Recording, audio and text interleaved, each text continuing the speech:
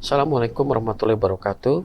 Perkenalkan, nama saya Pak Dr. Sherman. Pada video pembelajaran kali ini akan menyampaikan topik pembelajaran terkait dengan pengertian dan azas-azas dari hukum acara perdata. Tujuan dari pembelajaran mata kuliah hukum acara perdata dengan topik pengertian dan azas-azas hukum acara perdata pada kali ini adalah mahasiswa memahami perbedaan antara hukum material dan hukum formil ya dalam hukum perdata, kemudian juga memahami azas-azas dari hukum acara perdata itu sendiri.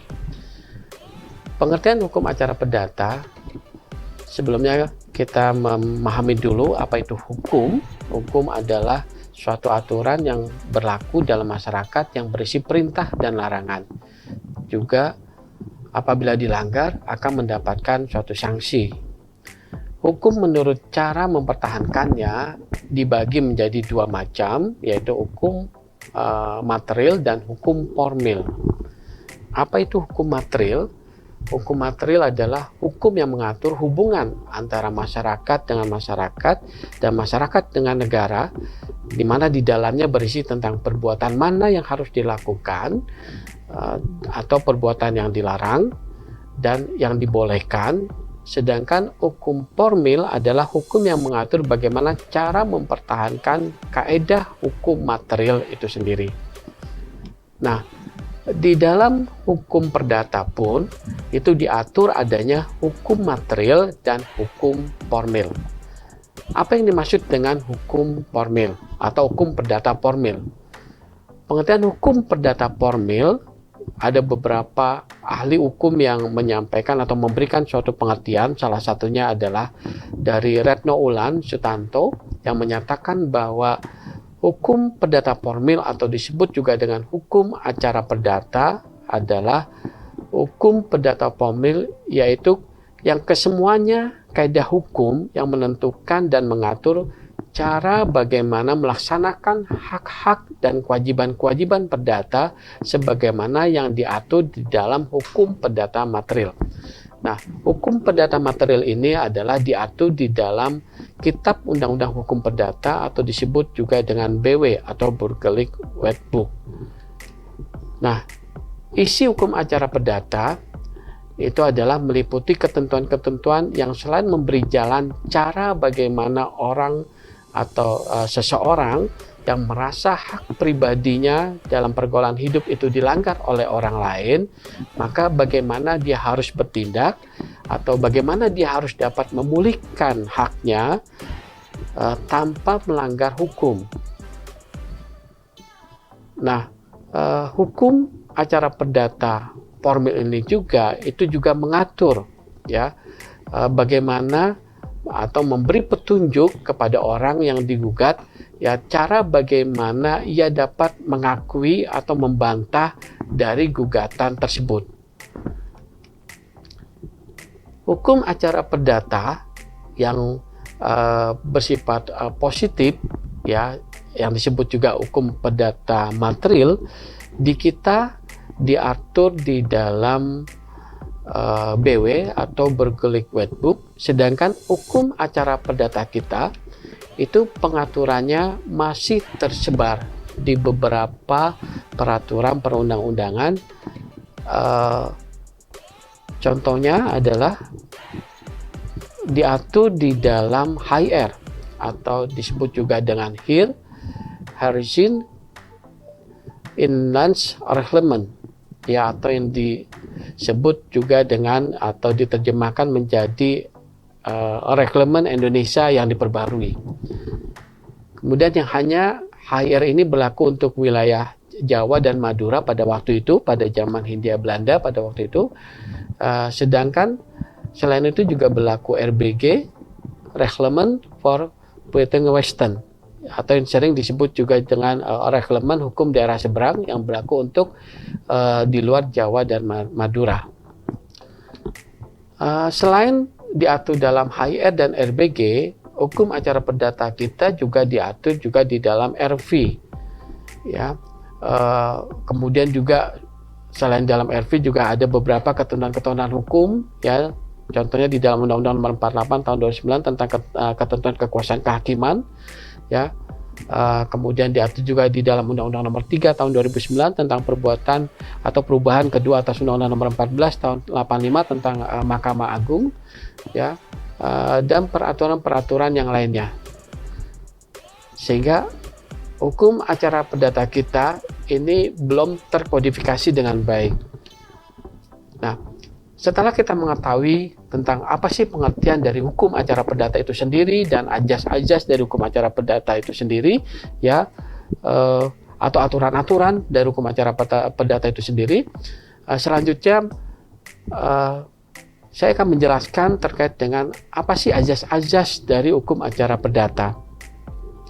Jadi yang pertama, di dalam ajas hukum acara perdata, hakim bersifat pasif atau hakim bersifat menunggu yang diatur di dalam pasal 118 HR atau pasal 142 RBG, di mana hakim bersifat menunggu ini perkara yang masuk atau yang akan diproses itu tidak tergantung pada kehendak para pihak, ya.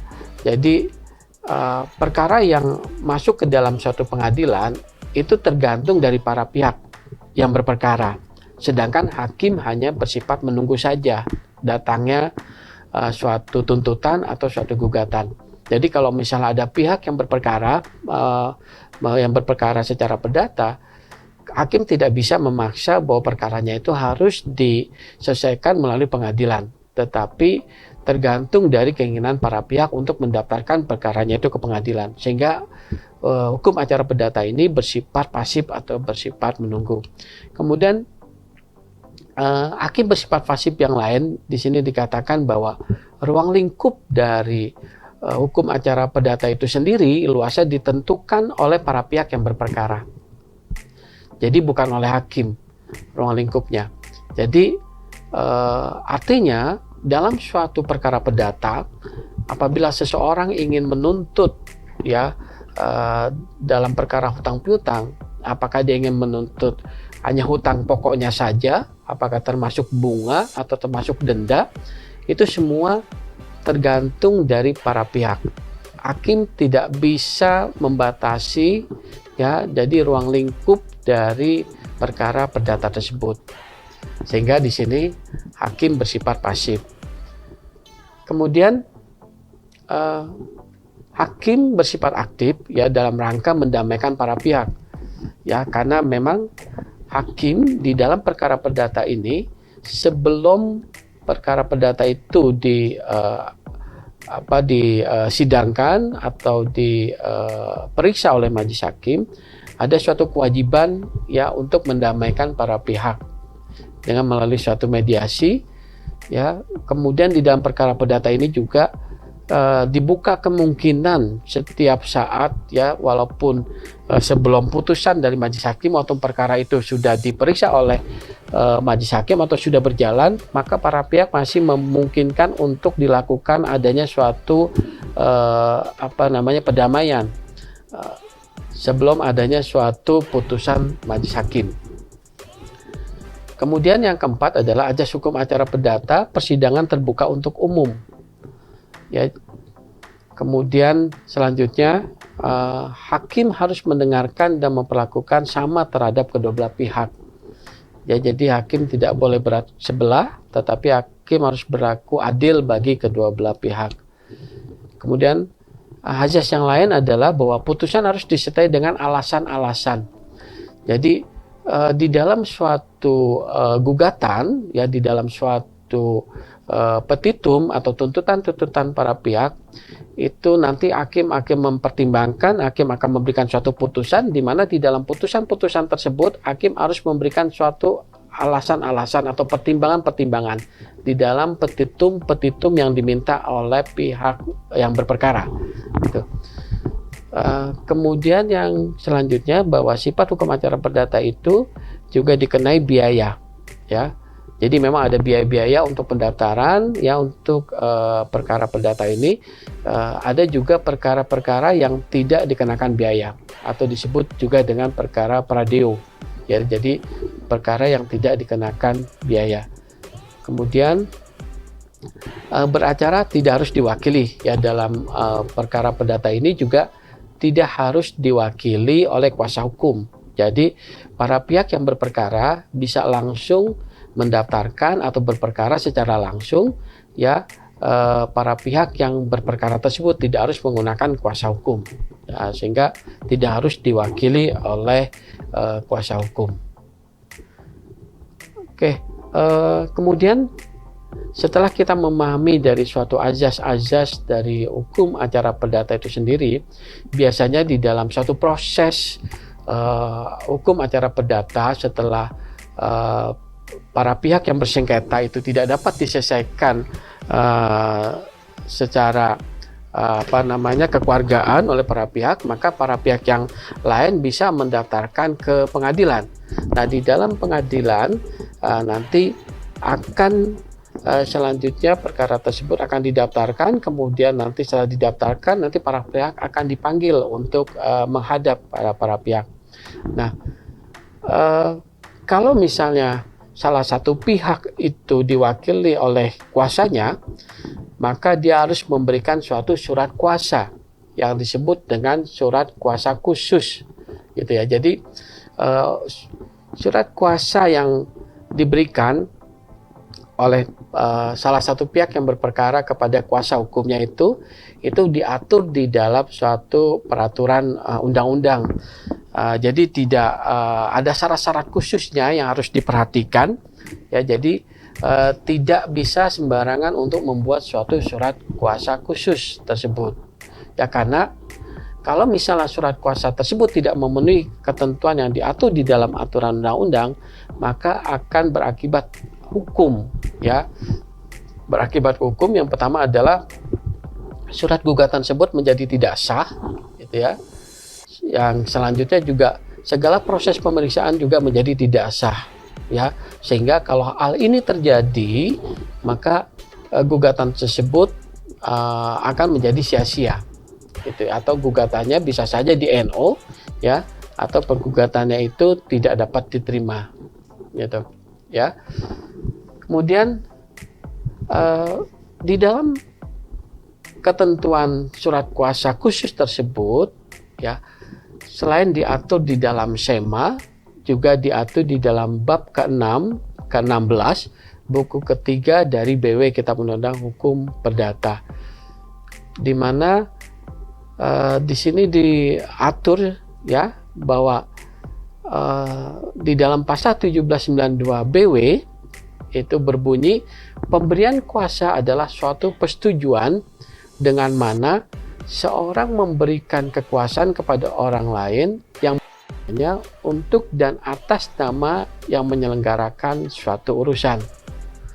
Jadi bertitik tolak dari ketentuan pasal tersebut, dalam perjanjian kuasa itu terdapat dua pihak yang terdiri dari pemberi kuasa atau last giver, kemudian yang kedua adalah penerima kuasa. Nah, terdapat beberapa sifat pokok yang dianggap penting yang harus diketahui ya terkait dengan perjanjian surat kuasa tersebut ya. Yang pertama, penerima kuasa langsung berkapasitas sebagai wakil pemberi kuasa. Kemudian yang kedua adalah pemberi kuasa bersifat konsensual. Kemudian yang ketiga adalah berkarakter garansi kontrak. Nah, apa maksudnya di sini ya? Bahwa penerima kuasa langsung berkapasitas sebagai wakil pemberi kuasa.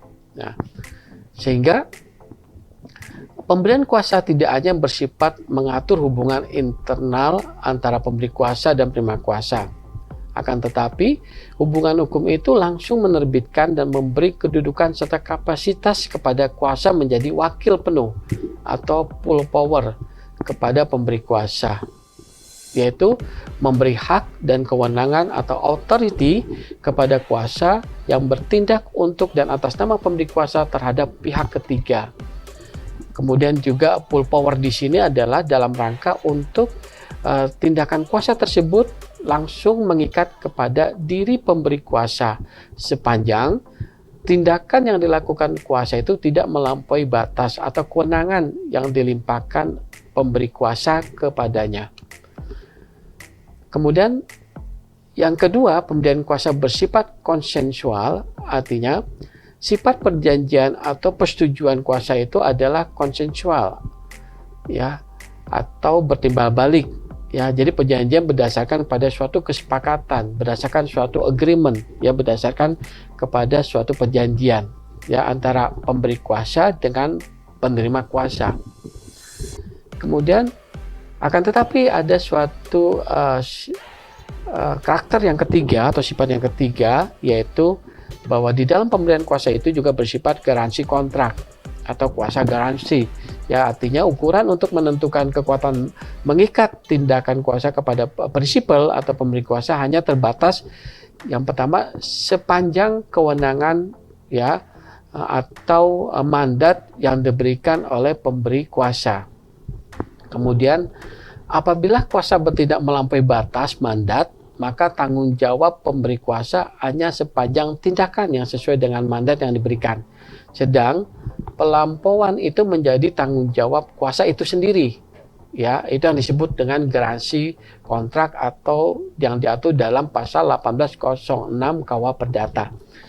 Sehingga adanya suatu atau melampaui kewenangan yang diberikan oleh pemberi kuasa kepada penerima kuasa itu akan berakibat, ya, menjadi tanggung jawab pribadi atau tanggung jawab dari pemberi kuasa itu sendiri yang diatur tanggung jawab dari penerima kuasa itu sendiri yang diatur di dalam pasal 1806 KUH Perdata tersebut. Nah, di dalam perjanjian pemberian kuasa itu sendiri yang walaupun bersifat konsensual atau yang bersifat timbal balik dan bersifat adanya suatu pengikatan antara para pihak, tetapi di dalam pemberian kuasa ini juga dimungkinkan bagi pemberi kuasa itu membatalkan, ya, surat kuasa yang telah ditandatangani atau yang sudah diberikan, ya, dari pemberi kuasa kepada si pemberi kuasa, gitu, ya. Ada beberapa hal yang mungkin terjadi dengan berakhirnya suatu pemberian kuasa yang diatur di dalam pasal 1813 KUH Perdata atau BW atau Berkeley White Book. Yang pertama adalah berakhirnya kuasa itu terjadi, ya, apabila perjanjian kuasa itu secara sepihak atau unilateral, ya, memang ketentuan ini secara diametral bertentangan dengan pasal 1338 BW yang menegaskan persetujuan tidak dapat ditarik atau dibatalkan secara sepihak. Tetapi berdasarkan kesepakatan kedua belah pihak, maka kalau kedua belah pihak bisa menyetujui adanya pembatalan surat kuasa tersebut, maka pihak pemberi kuasa dapat membatalkan surat kuasa tersebut, ya.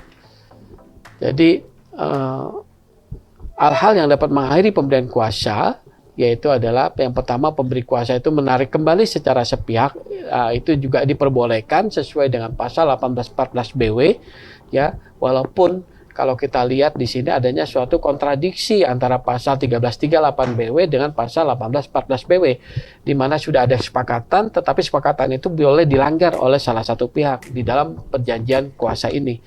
Kemudian yang kedua adalah pemberian kuasa berakhir karena salah satu pihak meninggal. Kemudian yang ketiga adalah penerima kuasa melepaskan kuasanya. Saya kira itu barangkali untuk materi hukum acara perdata pada pertemuan pertama pada hari ini, sehingga dapat disimpulkan bahwa hukum acara perdata itu adalah hukum perdata formil, yaitu hukum yang mengatur bagaimana pihak-pihak yang dilanggar, yang merasa dilanggar, itu dapat mengajukan atau menuntut haknya. Kemudian yang kedua, ada beberapa ajas-ajas ya di dalam hukum acara perdata. Yang pertama adalah bahwa hukum acara perdata itu bersifat pasif, ya, jadi memang awalnya bersifat pasif, tapi kalau sudah masuk kepada pengadilan, maka hukum acara perdata itu berubah menjadi bersifat aktif, gitu. Saya kira itu kesimpulan di dalam mata kuliah hukum acara perdata pada hari ini. Terima kasih. Assalamualaikum warahmatullahi wabarakatuh.